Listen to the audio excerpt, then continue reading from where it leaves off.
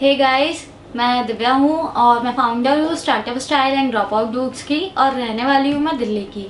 तो अगर बात करें मेरी एंटरप्रेन्योरियल जर्नी की, तो मेरी एंटरप्रेन्योरियल जर्नी में ऐसा कुछ फिक्स नहीं था कि बचपन से ही मैंने सोचा हुआ था कि स्टार्टअप करना है या बिज़नेस करना है अपना। जैसे कि लोग कहते हैं कि बनिया बुद्धि है तो बिज़नेस करेगी, ऐसा कुछ नहीं था मेरी लाइफ में। इनफैक्ट बहुत टाइम तक मुझे ही नहीं पता था कि मुझे करना क्या है। अक्सर लोग जब कहते थे कि मैं अपनी लाइफ में ये करना चाहता हूँ वो करना चाहता हूँ, तो एक सवाल था जो मैं हमेशा खुद से पूछती थी कि कैसे पता लगता है कि लाइफ में करना क्या है। आई मीन कैसे पता लगता है कि आपका पैशन क्या है, आप कैसे ढूंढते हो उसे। तो कॉलेज टाइम तक भी, इवन जब मैं ग्रेजुएट होने वाली थी, तो मेरे दिमाग में हमेशा हमेशा मेरे मन में एक सवाल रहता था जो मैं खुद से पूछती थी कि अब आगे क्या क्या करना है आगे, क्योंकि नहीं पता था क्या करना है। ना इतनी करियर काउंसलिंग थी उस टाइम, समझ ही नहीं आता था कि पैशन कैसे ढूंढ सकते हैं, पैशन कैसे फॉलो करें। लोग कहते थे अपना पैशन फॉलो करो, लेकिन मुझे तो यही नहीं पता था कि पैशन क्या है मेरा जो मैं उसे फॉलो करती है। तो जैसा और स्कूलिंग की बात करें तो ये था कि पढ़ाई में होशियार थी, तो जैसा घर वाले कहते थे वैसा कर लिया। घर वाले चाहते थे कि डॉक्टर बने, तो मैंने साइंस ले ली और पढ़ाई में अच्छी थी तो अच्छा चलता रहा सब कुछ। 12th तक सब अच्छा चलता रहा, थोड़े बहुत चैलेंजेस आए लेकिन पार्ट ऑफ द लाइफ था, हो गया। लेकिन असली स्ट्रगल शुरू हुआ जब मैंने अपना कॉलेज स्टार्ट किया। मैंने बायोमेडिकल साइंस ली ग्रेजुएशन में, और ग्रेजुएशन में बायोमेडिकल साइंस लेने के बाद मुझे रियलाइज़ हुआ कि इस कोर्स में प्लेसमेंट है ही नहीं। मतलब आफ्टर बैचलर्स आप इसमें जॉब नहीं कर सकते। आपको अगर प्लेसमेंट चाहिए तो उसके लिए आपको मास्टर्स या पीएचडी करनी पड़ेगी। और 3 साल बायोमेडिकल साइंस करने के बाद मुझे रियलाइज़ हुआ कि नहीं, मैं इसमें आगे नहीं कर सकती, मैं पीएचडी या मास्टर्स इसमें बिल्कुल भी नहीं कर सकती, क्योंकि वो बहुत ज़्यादा हेक्टिक था और मुझे पता था कि वो माय कप ऑफ टी नहीं है। तो अब ये था कि अगर मास्टर्स नहीं करने इसमें तो क्या करना है।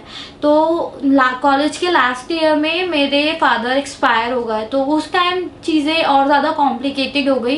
तो तब रियलाइज़ हुआ कि मैथ्स में मुझे बहुत ज़्यादा इंटरेस्ट था, शुरू से ही मैथ्स इजीली सॉल्व हो जाता था। तो सोचा कि क्यों बैंक की जॉब क्योंकि सिक्योर होती है और करियर भी अच्छा होता है, आपको ज़्यादा कुछ मतलब दिक्कत वाली जॉब नहीं होती, तो सोचा कि चलो बैंक के लिए प्रिपेयर करते हैं। तो मैंने बैंक की कोचिंग लेनी शुरू करी, लेकिन क्योंकि फादर एक्सपायर हो गए थे तो घर को भी सपोर्ट करना था, और जब आप थोड़े बड़े हो तो ये चीज़ आपको खुद रियलाइज़ होती है कि फैमिली की तरफ भी आपकी कुछ रिस्पॉन्सिबिलिटीज़ बनती है।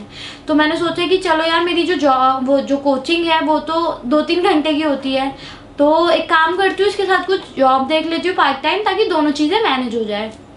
तो मैंने अपनी जॉब देखी, तो मैंने सोचा कि चलो स्कूल में लैब असिस्टेंट वाला कर लेते हैं, क्योंकि साइंस बैकग्राउंड है और दिन तक ख़त्म हो जाता है, तो उसके बाद मैं अपनी जॉब कोचिंग के लिए आराम से प्रिपरेशन कर सकती हूँ।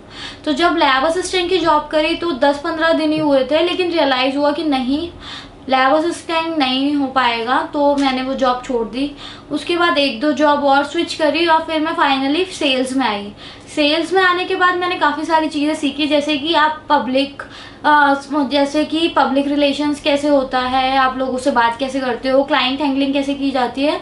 तो वहाँ से एक कॉन्फिडेंस आया कि हाँ, लोगों से बातचीत कर सकती हूँ। तो वहाँ से एक कंफर्ट जोन डेवलप होना शुरू किया कि लोगों से बातचीत करने में अच्छी हूँ, तो कुछ ऐसे ही करेंगे लाइफ में जिसमें क्लाइंट हैंडलिंग वगैरह हो, क्योंकि वो चीज़ मैं अच्छे से कर सकती हूँ।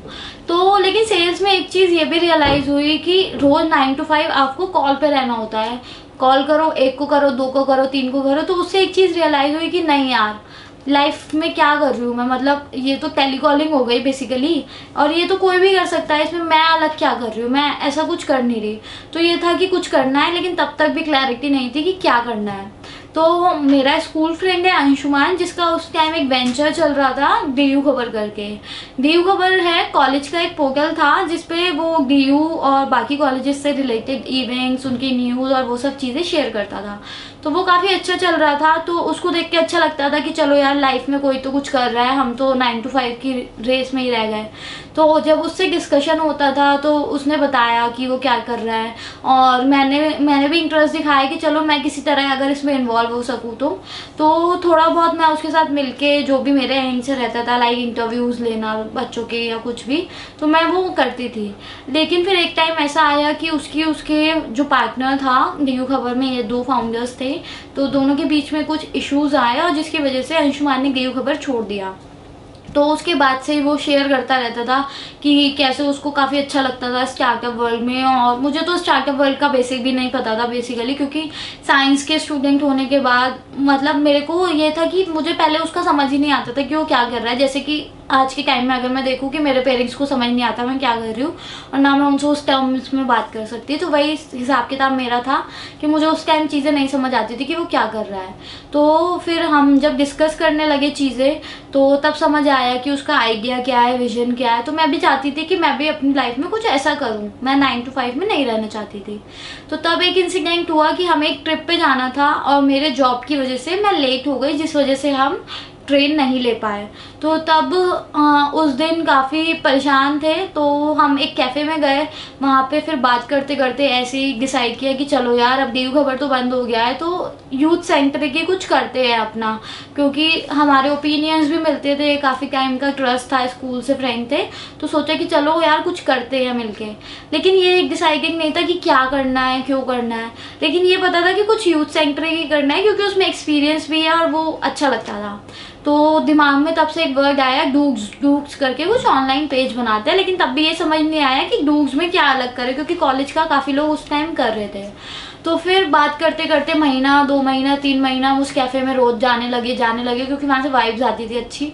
तो वहाँ पे जाके फिर एक दिन बात करते करते डिसाइड किया कि ड्रॉप आउट बहुत ज़्यादा उस टाइम ट्रेंडिंग में था, मतलब बच्चे बहुत ज़्यादा ड्रॉप आउट कर रहे थे, क्योंकि उन्हें लग रहा था कि यार जैसे रिच बन जाते हैं, बिल गेट्स बन गया, मार्क जुकरबर्ग बन गए ड्रॉप आउट करके, ऐसे हम भी कर सकते हैं।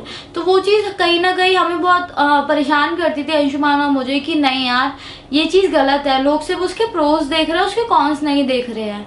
अगर आप ड्रॉप आउट कर रहे हो तो आपके पास एक स्किल होनी चाहिए। अगर मार्क जुकरबर्ग या बिल गेट्स ने भी ड्रॉप आउट किया तो वो इसीलिए सक्सेसफुल थे क्योंकि उनके पास कोई स्किल थी और वो हार्वर्ड से पढ़े हुए थे। यार तुम्हारी तरह हमारा तो एजुकेशन सिस्टम भी हमें पता है कि इतना सपोर्ट नहीं करता। तो वही चीज़ थी कि लोगों को कैसे ये चीज़ समझाई जाए। तो तब डिसाइड किया कि अगर यूथ सेंट्रिक कुछ कर ही रहे हैं तो ड्रॉप आउट से रिलेटेड करते हैं। तो तब हमने नाम ढूंढा और तब हम यहाँ से शुरुआत हुई ड्रॉप आउट डूग्स की। तो पेज बनाया, शुरू किया। स्टार्टिंग में कंटेंट डालते थे लेकिन ज़्यादा समझ नहीं थी क्या डालना है, क्योंकि ऑडियंस टेस्ट हो रही थी उस टाइम तक। तो अंशुमान ने मुझे बताया फंडिंग क्या होती है, इन्वेस्टर्स, इक्विटी, स्टार्टअप वर्ल्ड के बारे में काफ़ी चीज़ें उससे पता लगी मुझे, तो इंटरेस्ट आना शुरू हुआ। लेकिन एक जो प्रॉब्लम मुझे वहाँ पर आई वो ये थी कि टेक्निकल बैकग्राउंड नहीं था मेरा, और अंशुमान ये था कि शुरू से ही कंप्यूटर्स और इसमें रहा है, तो उसको वेबसाइट बनानी आती थी, सोशल मीडिया मैनेज करना आता था। और मुझे तो मैं रेयरली फेसबुक यूज़ करती थी, तो मुझे आइडिया नहीं था कि कैसे करना है। हाँ बट ये पता था कि ये विजन अच्छा है, इसको लेके आगे चलना है। तो बाद में खुद को रियलाइज़ होने लगा कि सारा टेक्निकल पार्ट वो मैनेज कर रहा और मैं बस अपने एंड पे सपोर्ट या लोगों से बात करना वो चीज़ कर रही हूँ। तो कहीं ना कहीं खुद को फील होने लगा कि यार एज अ फाउंडर सिर्फ इतनी मेरी रिस्पॉन्सिबिलिटी नहीं है, वो बहुत ज़्यादा पार्ट कर रहा, मुझे किसी तरह उसके काम को थोड़ा अपने ऊपर लेना चाहिए। लेकिन तब समझ ही नहीं थी और कर भी नहीं सकती थी क्योंकि आता ही नहीं था। तो उस टाइम बात हुई, मेरी डिस्कशन हुआ अरबाब सर से, जो कि फाउंडर है अपस्किल के, जो एक डिजिटल मार्केटिंग का इंस्टीट्यूट है। तो मैंने उन्हें बताया कि सर ऐसा ऐसा अपने स्टार्टअप में मैं उसकी हेल्प करना चाहती हूँ अंशुमान की टेक्निकल पार्ट में, लेकिन मुझे कुछ भी आता नहीं है डिजिटल का। तो उन्होंने बोला कोई बात नहीं, तुम आओ, हम तुम्हारी हेल्प करते हैं, तुम्हें डिजिटल मार्केटिंग बेसिक से सिखाया जाएगा। तो मैंने और अंशुमान ने डिजिटल मार्केटिंग सीखा, वहाँ से कॉन्फिडेंस आया, चीज़ें पता लगी कि कैसे आप कंटेंट बनाते हो, अपने क्लाइंट्स को समझते हो, ऑडियंस को समझते हो, उनकी भी साइकोलॉजी समझ के क्रिएट किया जाता है। तो उसके साथ वेबसाइट पे काम शुरू किया, कंटेंट लिखना शुरू किया, आर्टिकल्स लिखने शुरू किए। तो उससे ये था कि बहुत अच्छा रिस्पांस मिलने लगा, खुद को लगने लगा कि चलो एम्पावर हुए हैं, कुछ कर सकते हैं। तो वहाँ से एक कॉन्फिडेंस बिल्ड हुआ कि चलो यार कर सकती हूँ, ये चीज़ आ गई है। तो बस वहाँ से फिर मैंने धीरे धीरे खुद इन्वॉल्व होना शुरू किया टेक्निकल चीज़ों में, और फिर एक टाइम ऐसा आया कि मैं अपने पेज खुद मैनेज करने लायक हो गई थी। तो फिर वहाँ से डिसाइड किया कि चलो यार अब जब ये चीज़ इतना इंटरेस्ट कर ही रही है तो क्यों सेल्स में रहना है, 9 to 5 टेलीकॉलिंग ही क्यों करनी है। तो तब सोचा कि चलो डिजिटल मार्केटिंग को फुल टाइम किया जाए, और वहाँ से मेरी डिजिटल मार्केटिंग की जर्नी शुरू हुई। मैंने अपनी जॉब स्विच करी।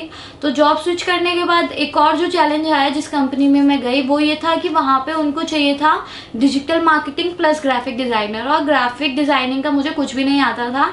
फ्री टेम्पलेट्स होते थे उनसे डिज़ाइनिंग कर लेती थी। लेकिन अब जॉब में आप हो तो आपको सब कुछ करना पड़ेगा, और मेरा प्रोबेशन टाइम चल रहा था तो मुझे ये था कि मुझे उनको कुछ प्रूफ करके दिखाना है। तो मैंने धीरे धीरे हाथ पैर मार के फ़ोटोशॉप सीखना शुरू किया। अंशुमान ने भी हेल्प करी थोड़ी सी, थोड़ा मैंने खुद से सीखा, और इस तरह करते करते करते करते फ़ोटोशॉप भी आ गया। तो जब खुद में कॉन्फिडेंस आ गया तो अब सोचा कि यार चलो अपने स्टार्टअप को आगे बढ़ाने का टाइम आ गया, क्योंकि तब तक जॉब ही था जो एक सहारा था इनकम का। लेकिन एक दिन अंशुमान के बर्थडे पे मुझे उसको कुछ स्टार्टअप से रिलेटेड गिफ्ट करना था, क्योंकि वो बहुत ज़्यादा स्टार्टअप एंथुजियास्ट है। तो मैंने सोचा कि चलो स्टार्टअप से रिलेटेड कोई टी शर्ट उसे गिफ्ट करती हूँ। तो जब मैं ऑनलाइन सर्च करने लगी स्टार्टअप से रिलेटेड टी शर्ट, तो मुझे ऐसी कोई भी इंडियन वेबसाइट नहीं मिली। ऑल्दो बाहर की तो काफ़ी सारी वेबसाइट्स थी, कोई भी इंडियन वेबसाइट ऐसी नहीं मिली जहाँ से मैं उसको डेडिकेटेडली कोई अच्छा डिज़ाइन स्टार्टअप से रिलेटेड गिफ्ट कर सकूँ।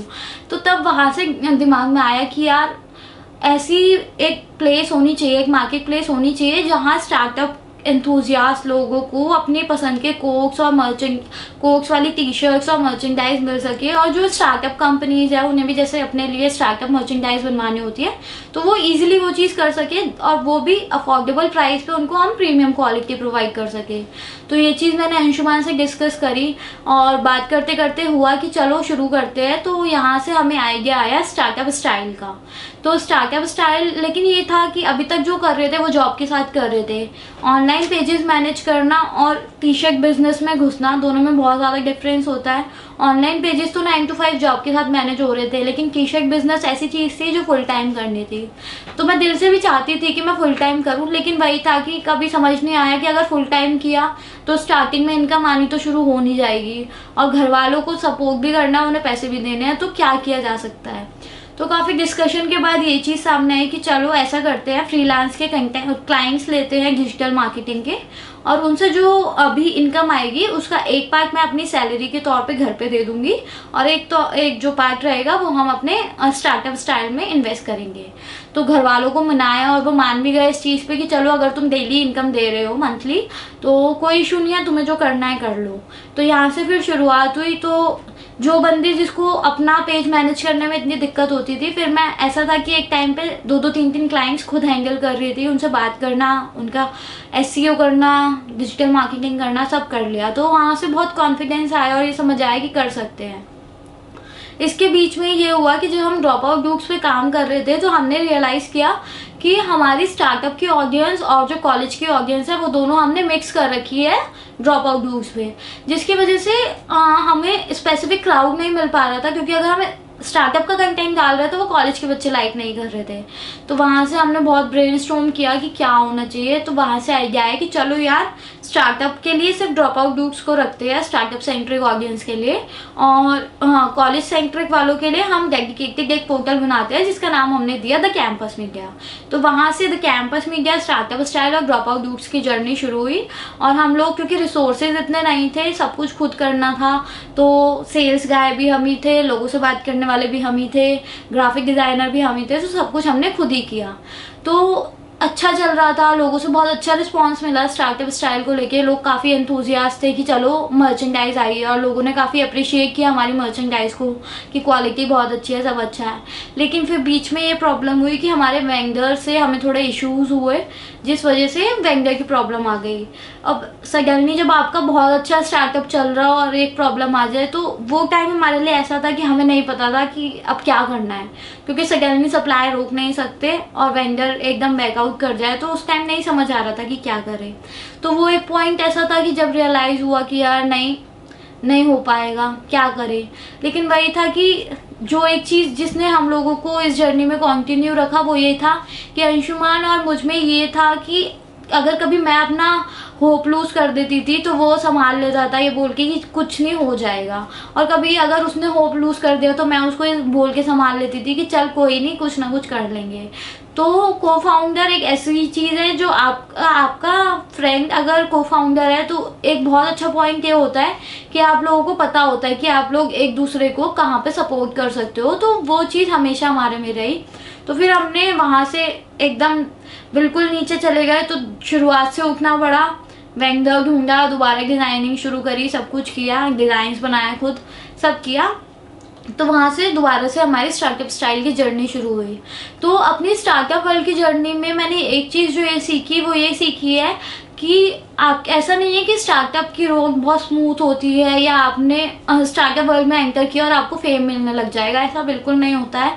बहुत टाइम होता है आप खुद को सेल्फ डाउट करते हो, बहुत टाइम होता है लोग आपको क्रिटिसाइज करते हैं, इनफैक्ट आपके घर वाले भी बोलेंगे कि क्यों किया, इससे अच्छा तो जॉब कर लेते। मेरे पेरेंट्स भी काफ़ी टाइम मुझे बोलते हैं कि क्या किया, इससे अच्छा तो जॉब कर लेते, कम से कम कुछ अच्छा कर रहे होते, क्योंकि जॉब में आपको एक सिक्योरिटी होती है। लेकिन कहीं ना कहीं मुझे पता है कि जॉब से जो मेरे ड्रीम्स है वो फुलफिल नहीं होंगे, और स्टार्टअप एक ऐसी चीज़ है जो मुझे रोज़ सुबह उठने में मोटिवेशन देता है, जो जॉब नहीं देता।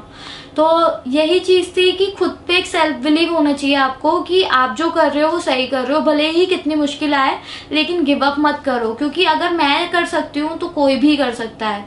जो बंदी किसी से मिलने में इतना डरती थी, कभी स्टार्टअप वर्ल्ड के बारे में बिल्कुल नॉलेज नहीं थी क्योंकि साइंस बैकग्राउंड से बिलोंग करती है, ना डिजिटल मार्केटिंग आता था, अगर वो बंदी क्लाइंट्स हैंडल कर सकती है, डिजिटल मार्केटिंग सीख सकती है, लोगों से मिल सकती है, तो आप भी कर सकते हो। इसमें कुछ अलग नहीं है, बस ये है कि आप में वो बिलीव होना चाहिए कि अगर लोग आपको बोल रहे हैं और उसके बाद भी अगर आपका दिल कहता है कि हाँ तू जो कर रहा है वो सही कर रहा है, तो उसे करो। बात रहती है कि विजन की, कि मैं अपनी लाइफ में क्या अचीव करना चाहती हूँ। तो ऐसा नहीं है कि मैंने अपनी लाइफ में अभी तक बहुत कुछ अचीव किया है, लेकिन ये है कि अभी लोग जान गए हैं, जैसे स्टार्टअप इवेंट्स में भी जाते हैं, कहीं जाते हैं, तो उन्हें पता होता है कि स्टार्टअप वाली है, ड्रॉप आउट डूज है, स्टार्टअप स्टाइल है। तो अच्छा लगता है जब लोग आपको पहचानते हैं, काफ़ी अच्छा लगता है। तो अब एक सवाल यह है कि स्टार्टअप वाली कैसे आया नाम। तो स्टार्टअप वाली के पीछे एक बहुत छोटी सी कहानी है। वो ये है कि एक बार कन्वर्सेशन करते हम रास्ते में चल रहे थे, तो अंशुमान ने पीछे से मुझे आवाज़ लगाई स्टार्टअप वाली बोल के। तो मुझे रियलाइज़ हुआ कि यार ये नाम बहुत कैची है, और क्योंकि मेरे 2-3 स्टार्टअप्स हैं अभी, तो मैं अपनी एक यूनिक आइडेंटिटी बना सकती हूँ स्टार्टअप वाली के नाम से। तो तब से मैंने अपना नाम स्टार्टअप वाली कर दिया सारे सोशल मीडिया हैंडल्स पे। और अब बहुत अच्छा लगता है जब लोग आपको पहचानते हैं, आपके काम को अप्रिशिएट करते हैं। तो मेरा विजन यही है कि जो हो रहा है वो अच्छा हो रहा है, लेकिन अभी बहुत कुछ है जो अचीव कर सकते हैं। और एक चीज़ है कि जो अभी पेरेंट्स हैं उन्हें अभी भी यही लगता है कि यार जॉब करते हैं तो ज़्यादा सक्सेसफुल होते हैं। तो एक वो चीज़ है जो मैं अपनी लाइफ में उन्हें प्रूव करना चाहती हूँ कि जो कर रही हूँ, जो मेरा सपना है, देखो मैं उससे बहुत कुछ अच्छा कर सकती हूँ। और जॉब ही कोई ऐसा मीडियम नहीं है जो आपको सक्सेसफुल बनाता है। स्टार्टअप अगर आप अपने दिल से कर रहे हो और आप अपने सपनों को पूरा कर रहे हो, तो कहीं ना कहीं कितना भी टाइम लगे, 1 साल 2 साल, आप कभी ना कभी उसे अचीव कर सकते हो। तो बस एक वही चीज़ है जो पेरेंट्स को प्रूव करनी है, और दूसरा उनकी लाइफ और जो आसपास के लोग हैं जिन्होंने इतना सपोर्ट किया है, फ्रेंड्स ने, बस कुछ ऐसा करना है कि इतने कैपेबल हो जाओ कि उन लोगों के लिए कुछ अच्छा कर सको, प्लस एक खुद को सेटिस्फेक्शन हो कि चलो यार जो सपने देखे थे, जो रिस्क लिए थे, वो वर्थ थे और लाइफ में कुछ अचीव कर लिया है। तो लास्ट बस यही बोल के करना चाहूँगी कि अपना टाइम आता है, लेकिन वो आपको लाना पड़ता है, और वो आप डिसाइड करोगे कि वो कब आएगा और कैसे आएगा, क्योंकि अपना टाइम कभी भी खुद नहीं आएगा, वो आपको लाना पड़ेगा। तो अपना टाइम आएगा, लेकिन डिसाइड करो कि कैसे आएगा। Thank you.